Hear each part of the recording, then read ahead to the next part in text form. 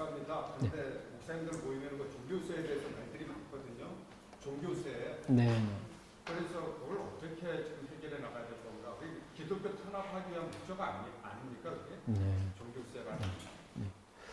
그 이름이 글쎄 종교세라고 해서 제가 그 전체 주제에 대해서는 제가 아주 상세히는 알지는 못하는데 지금 그 이제 제가 약간 그 질문을 수정할 수밖에 없겠는데요.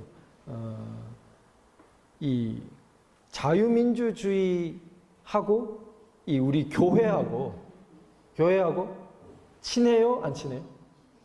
친하죠. 그러면은 자유민주주의 싫어하는, 자유민주주의에서 자꾸 벗어나려는 사람들은 교회하고 기본적으로 좀 성향이 안 친해요. 네. 그러니까 자유민주주의자 전체가 교회와 친하다. 그건 아닐 수는 있어요.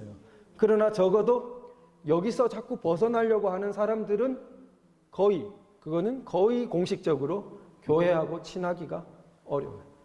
왜냐하면 제가 아까 설명드렸지만 자유민주주의를 낳은 거대한 기둥이 바로 기독교. 기독교 전통 없이는 자유민주주의가 태어나지 않습니다. 천부인권이라는 개념 자체가 그런 양도할 수 없는 인간의 천부인권과 자유라는 발상 자체가 기독교적인 거예요.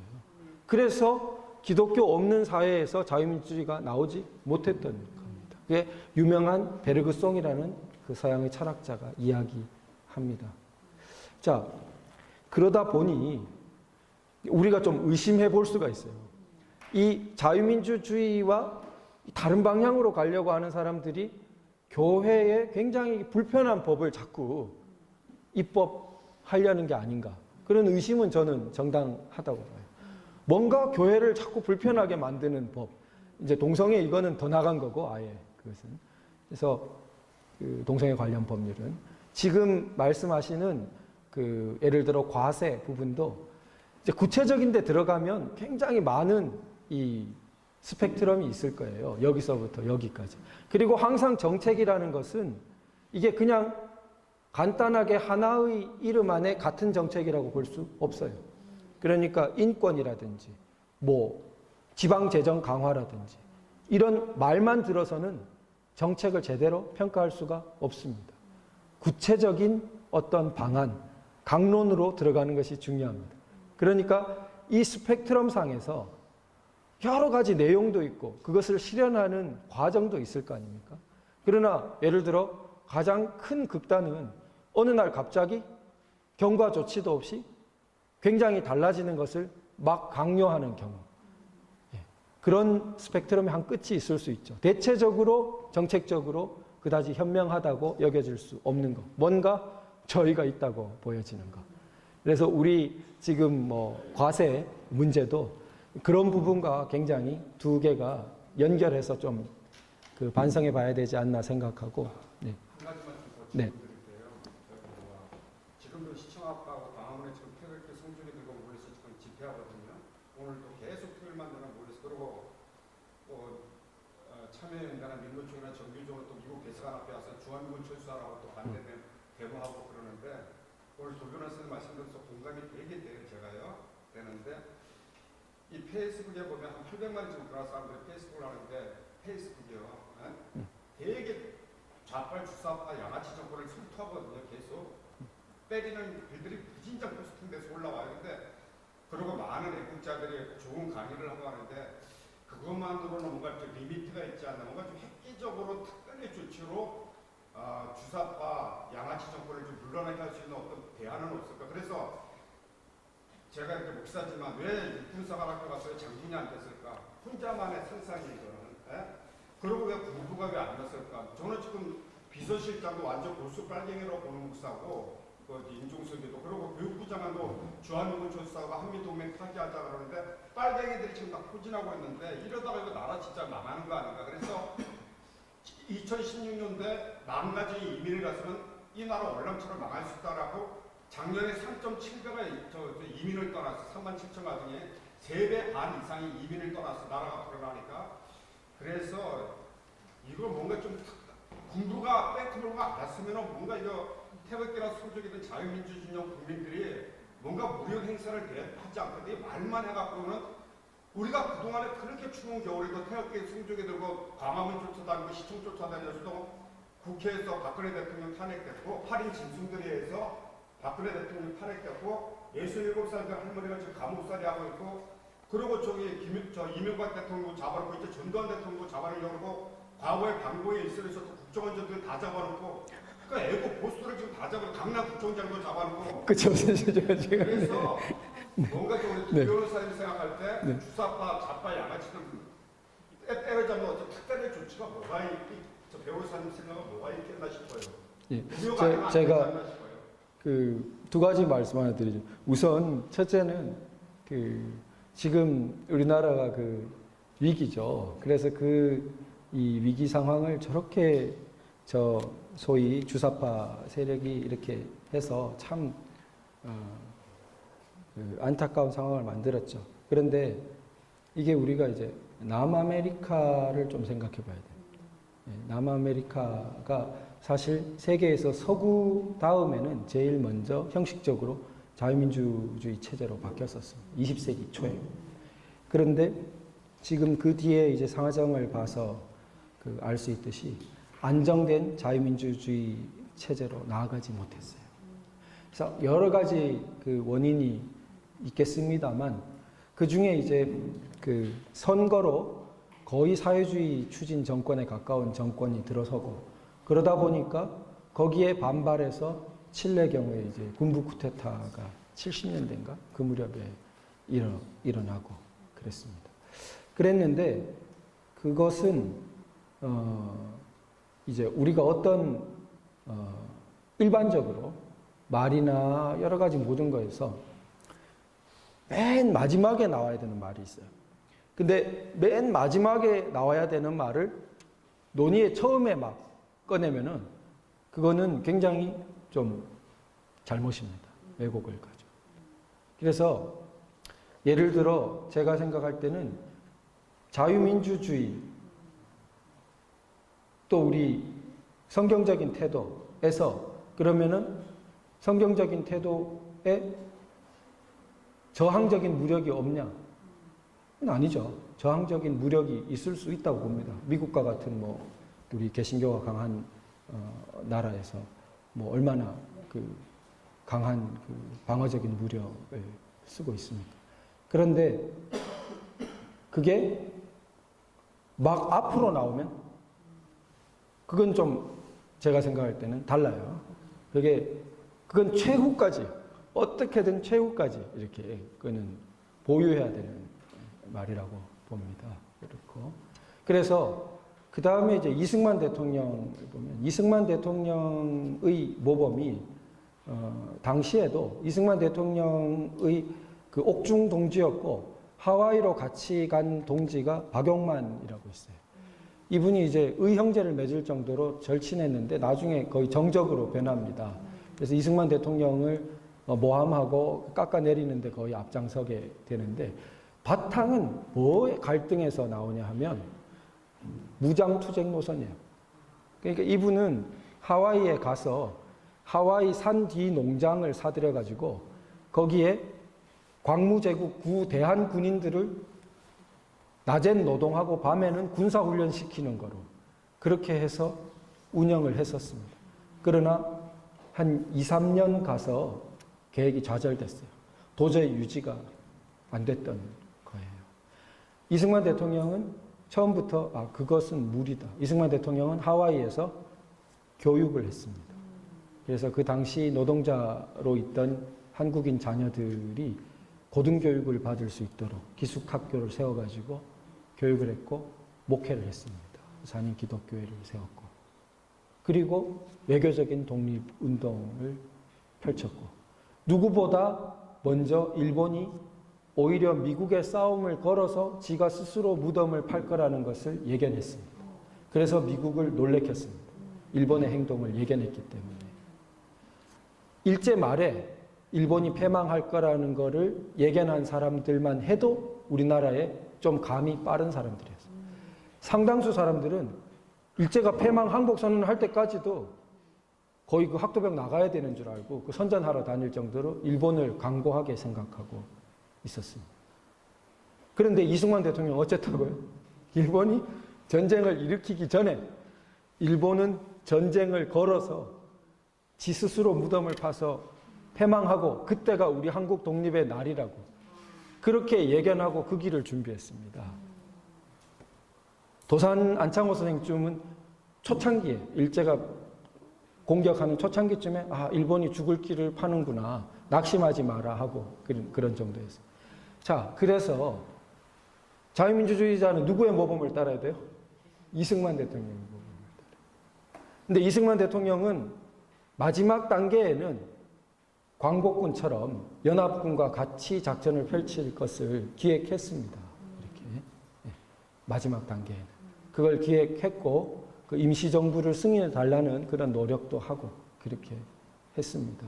그래서 저희가 볼 때는 우리가 지금 제가 교회에 지금 많이 오셨는데 그 아까 그 중간에 오시기 전에 그 인원이 적어서 제가 정말 상관없습니다. 그렇게 말씀드리는 게 저도 이승만 대통령을 근래 더 보면서 굉장히 위안을 얻었습니다.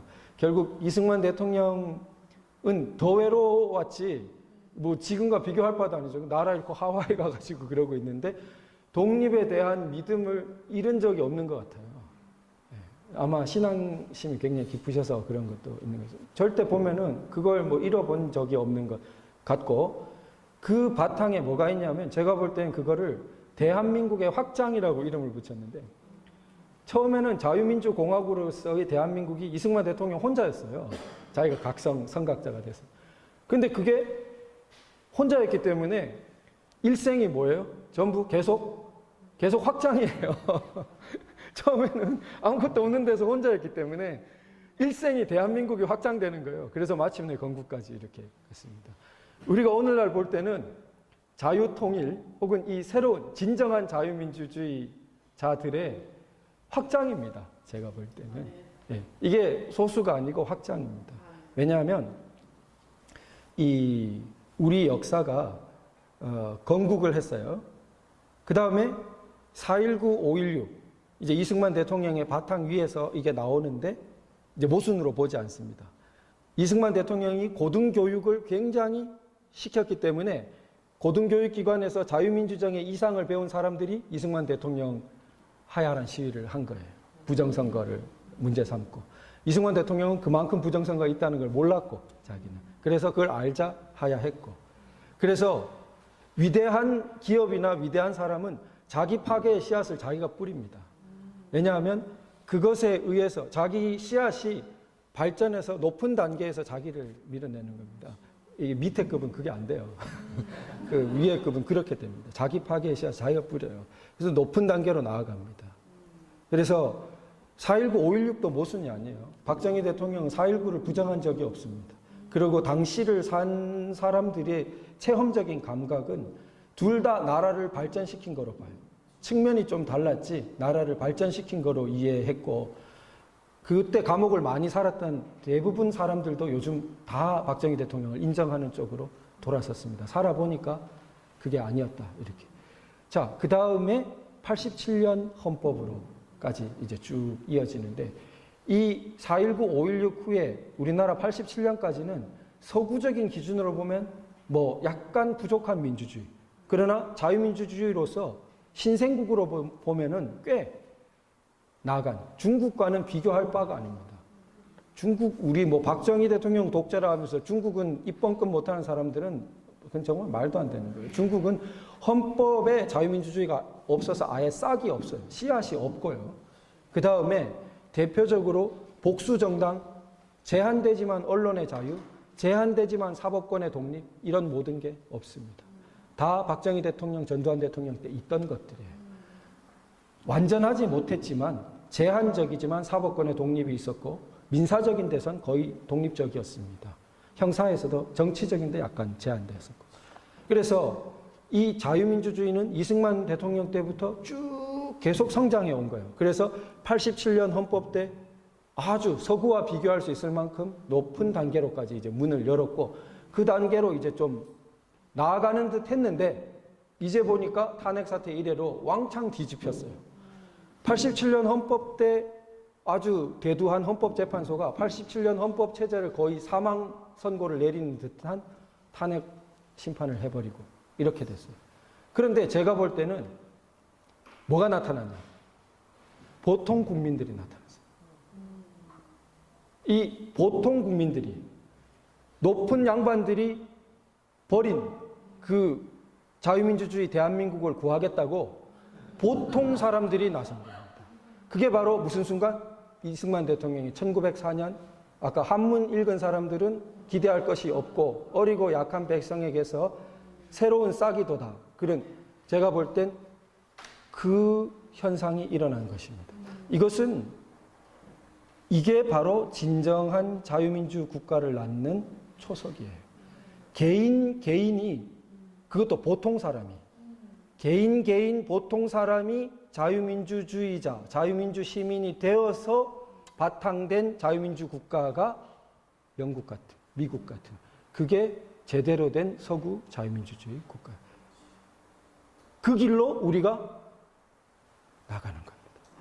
그러니까 다 죽었다고 생각했던 데서 새로운 싹이 마치 제가 강하게 표현할 때는 예수님이 십자가에 못 박혀 돌아가시고 모든 게 끝났다고 생각했는데 부활하셨어요. 그래서 그걸 영어로 Jesus is alive. 현재형으로. 예수님은 살아계시다. 안 살아계신 적이 없다. 저는 Constitution is alive라고 바꿔놓고 싶어요. 헌법은 살아있다. 헌법은 죽은 적이 없다. 오히려 이 보통 사람들에게서 부활한 것과 마찬가지입니다. 진정한 자유민주주의 헌법의 시대가 열리고 있다. 네, 그것은 확장 일로입니다. 네, 그래서 저는 그런 면에서 희망을 갖고 살고 있습니다. 네. 네. 네. 대통령 연애 당도 듣고 싶습니다. 연애? 박 대통령 만난 연애담 예. 근데 제가 페이스북에 좀 쓰고 이렇게 해서 그런 건 보도도 되고 그렇게 됐는데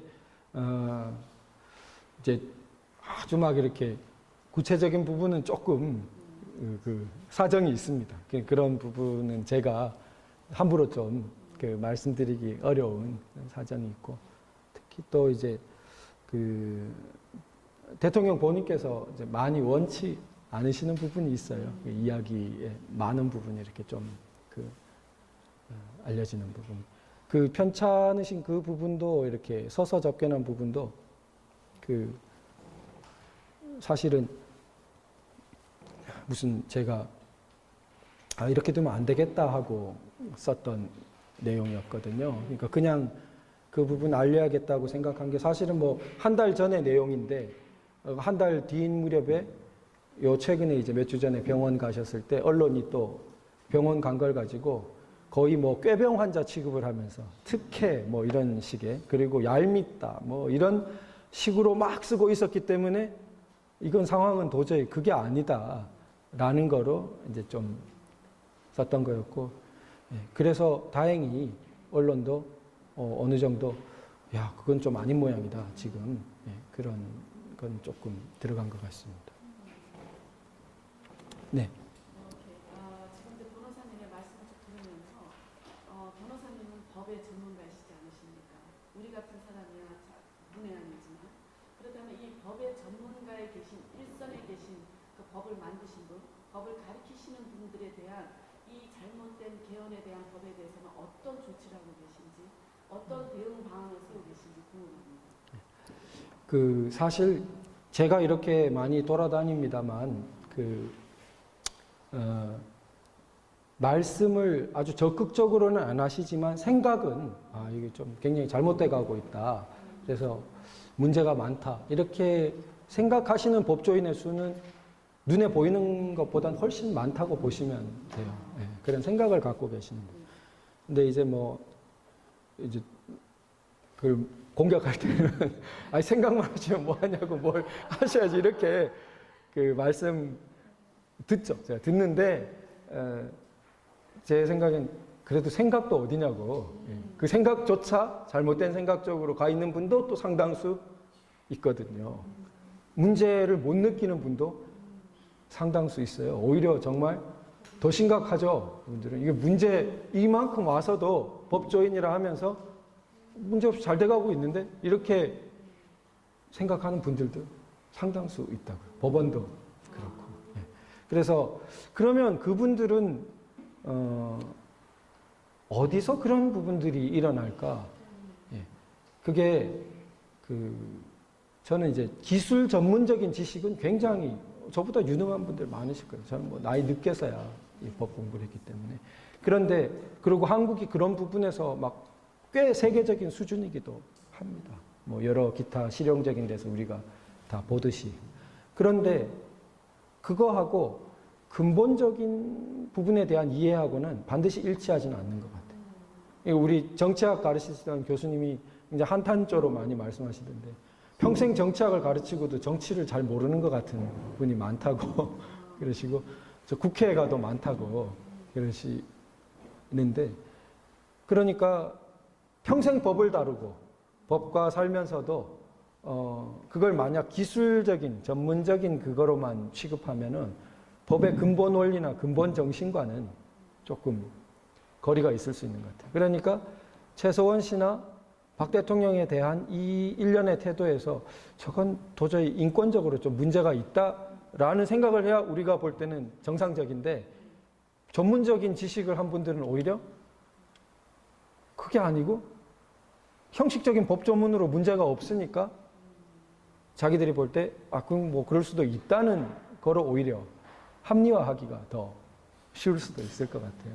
그러나 법은 특히 영미법적인 관점에서 볼 때는 법은 상식이어야 하죠. 그래서 상식과 배치되는 것 이름을 법으로 막 이렇게 강제하거나 이렇게 하는 것은 그것은 예외적이고 일시적인 현상이죠. 결국은 상식의 바다로, 양식의 바다로, 좋은 커먼 센스의 바다로 가야 되죠.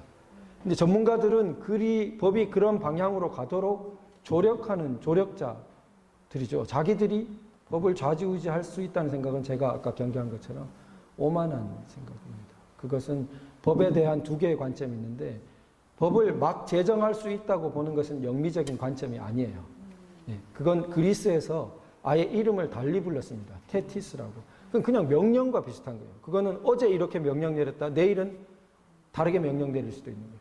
그거는 법의 이름만 띄었지 그거는 명령적인 질서에 가까운 거예요. 그것은 법치가 아닙니다. 룰 바이 로예요. 법을 그냥 수단으로만 활용할 뿐이지 진정한 의미의 법치가 아닙니다. 룰 오브 로가 아니에요. 진정한 의미의 법치는 법이 다스려야죠. 사람이 다스리지 않고 명령이 다스리는 게 아니고.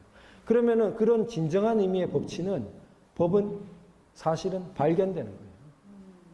인류가 오래 경험하고 살아보니까 이게 정당한 원리인 것 같다.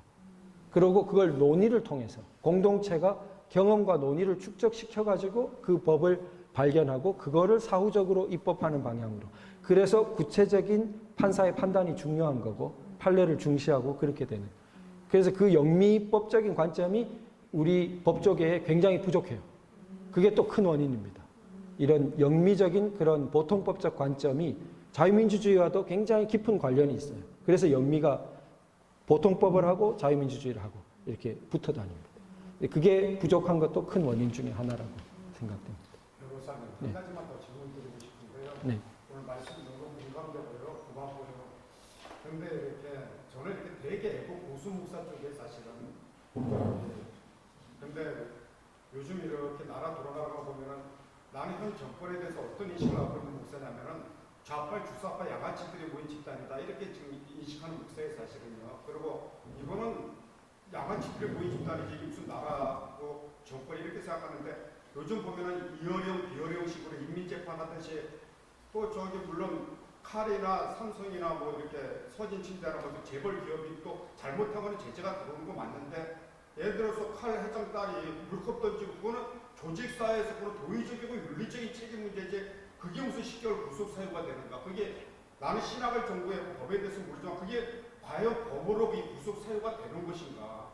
10개월 징역을 떼야 돼. 그럼 그 판사 그 사람도 미친 사람 아닌 것인가? 이게 어떻게 10개월 징역형을 때릴 수가 있어요? 자, 이제 우리나라에서 최근에 그 구속을 둘러싸고 그게 이제 인신 구속 그게 보통 문제가 아닙니다. 왜냐하면은 제가 말씀드렸지만 신체의 자유 그러니까 그게 구속이라는 게 신체의 자유와 관계되죠.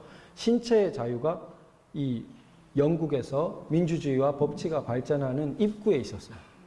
그러니까 어느 사회나 권력자가 자의적으로, 그러니까 정당한 법원칙이 아니고 적법 절차가 아닌 거로 사람의 인신을 막 가두고 이런 식의 그게 횡행한 겁니다. 인류 사회에. 그랬는데 예외적으로 오히려 영국에서 그것을 제약을 가하기 시작한 겁니다. 그거를 독립적인 법원의 법관이 영장을 발부해야만 그게 가능하도록 그 놀라운 발전이 영국에서 일어났던 거예요. 그리고 이제 세계로 전파되었고 우리도 그걸 받아들여서 형식은 영장주의라고 법관의 영장에 따라서 구속을 하도록 되어 있습니다. 그런데 이게 형식이에요, 형식. 우리는 지금. 그러니까 법관이 영장 발부했으니까 구속이 정당하다. 이런 식으로 되는 거예요. 법관의 영장 발부가 지켜야 될 실질적인 내용을 들여다보면 이게 너무 무리스러운 게 많아도 그걸 막 뭉개고 있는 거죠. 그걸 우리가 헌법에 보면은 영장을 발부할 때 검사의 신청과 법관의 발부에 의한다. 이렇게 돼 있고 앞에 무슨 말이 붙어 있냐면 적법한 절차에 따라 이렇게 붙어 있어요. 이게 적법한 절차. 이게 제가 이제 오늘 마지막으로 드릴 큰 개념인데 그걸 영어로 due process of law라고 합니다. 적법 절차. 이게 사실은 영미의 법치와 자유민주주의 발전을 한마디로 요약한 말을 적법 절차라고 그렇게 영미학자들이 평가해요. 이 적법 절차는 두 측면이 있어요. 절차적인 적법성이 있고 즉 형식적으로 지켜야 되는 게 있고 내용적으로 지켜야 되는 게 있어요. 정당해야 돼, 내용적으로. 그러니까 우리가 상식적으로 생각해 보면 쉬워요. 우리가 뭐 어떤 모임에서 뭔가를 하더라도 모임의 규칙에 따라 만약에 외면적으로 규칙은 따랐어요. 그래가지고 땅땅땅 해가지고 어떤 결정을 내렸어요. 누구 이제 뭐 쫓아내기로 했어요. 그 사람 회원 아닌 거로. 그런데 그 규칙에는 따랐는데 실질적으로 보니까 굉장히 부당해. 그러니까 뭐냐면 예를 들어 그 사람한테 변명할 기회를 줘야 되는데 굉장히 부실하게 줬다 이거예요. 마치 준 것처럼 또 보일 수도 있는데 그 사람이 빠질 수밖에 없는 사정이 있는 날을 골라가지고 딱 지정해서 너 그날 와서 소명해라 이런 식으로 해놓고 너 안 왔으니까 이미 기회는 줬는데 네가 안 했을 뿐이다. 그러니까 형식적으로는 맞추는데 실질적으로는 이제 안 지키는 거죠. 그 실질적인 것을 사실은 문제 삼는 말이 due process of law예요. 그래서 절차가 아니라 프로세스예요. 과정이에요. due한, 그게 due를 강조하거든요. 영미에서. due한, 최고로 적절한 어떤 프로세스를 거쳐야 된다 이거예요. 그런데 우리 오늘날 구속이 이루어지고 있는 걸 보면 이게 due process의 반대로 자기 마음대로 그게 지금 귀에 걸면 귀걸이 하는 시기. 자기 판사 마음대로 여기에 그냥 이렇게 형식적으로 딱 걸어가지고 예를 들면 대표적으로 구속 사유가 3가지인데 주거 부정, 그 다음에 도주 우려, 증거 인멸 우려. 근데 박 대통령 구속 영장 갱신할 때 박 대통령이 주거 부정하냐? 우습죠. 예. 주거가 부정하다는 건 주거가 일정하지 않다는 거예요. 우습잖아요. 뭐 이렇게 찜질방 같은데 돌아다니는 사람 말하는 거거든요. 그 다음에 도주 우려. 아니 무슨 변장을 해서 전국을 도주한들 박 대통령 못 찾아내겠어요? 그리고 가면은 24시간 언론이 감시하는데 도주 우려가 어떻게 있습니까? 그 다음에 증거인멸 우려를 드는데 이걸 많이 써먹어요. 그래서 증거인멸 우려가 한참 구속해서 조사도 6개월 재판도 다 했기 때문에 온갖 증인 참고인을 다 불러봤기 때문에 증거인멸 우려를 대기가 어려워요. 그래서 뭐를 어거지로 대냐면 그 뒤에 사람을 만나가지고 증언을 이렇게 왜곡할 우려가 있다. 이게 증거인멸 우려예요. 근데 이거는 서양에서 증거인멸 우려를 그렇게 함부로 쓰지 않습니다. 예를 들면은 마약한 사람을 놓아주면은 수십 일 지나면 마약한 증거가 다 없어질 거 아니에요. 그 일정 기간은 생체에 남아 있지만 그럴 때 그 사람을 붙잡아 둬야 된다고 할 때 증거인멸 우려예요. 사라지기 쉬운 증거. 그런데 이미 모든 관련자들이 증언을 해가지고 온갖 서증으로 다 남아있고 녹취도 다 돼 있는데 드나드는 사람도 다 체크되는데 그러면 어느 날 드나든 사람이 나와가지고 딴 말 하면은 너 그때 가가지고 이상한 말 하는구나. 될 수 있는데 그게 증거인멸, 증언 왜곡 우려가 되겠냐. 이거. 그런데 그런 이유를 붙여서 구속영장 갱신을 때린다는 거예요. 그것이 적법 절차에 어긋난다는 거예요. 형식적으로는 검사 신청 법관 발부고 형식적으로는 법조문을 따른 것 같지만 내용적 실체적으로 전혀 정당하지 않고 헌법에 그걸 우려해서 적법한 절차에 따라 영장을 하도록 돼 있는데 헌법 위반인 거죠. 그런데 우리가 보통 국민이 똑똑해지기 전에는 이것을 극복할 수 없겠죠. 그래서 우리가 적법 절차라는 것의 소중함을 그걸 지켜나가면 우리도 영미처럼 선진국이 되는 것입니다. 네. 그러면 이 정도로 감사합니다.